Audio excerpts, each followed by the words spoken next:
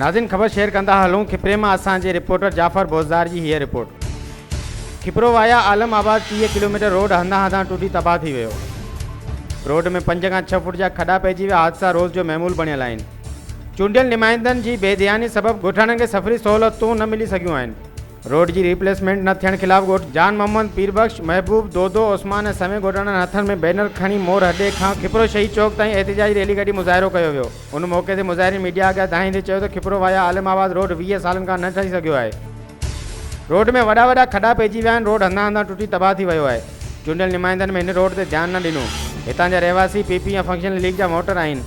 MNA Sanghar Shazia मरिया MPA खिपरो कादी शमसुद्दीन राजड़ ॻोठाणनि खे road जहिड़ी सहूलियत न ॾिनी। बुनियादी मसला हल न थियण सबबि ॻोठाणनि मुश्किलातुनि खे मुंहुं ॾियण लॻा आहिनि। चूंडियल नुमाइंदा इलाइक़े वासियुनि खां वोट वठण खां पोइ कॾहिं ॻोठनि न लाड़ो न कयो।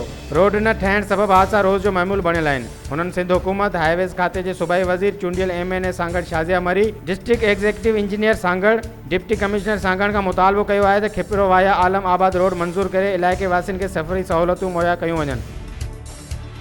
HRJDO न्यूज़ मां फ़िलहाल एतिरो ई। वधीक ख़बरुनि अपडेट जे लाइ ॾिसंदा रहो HRJDO न्यूज़।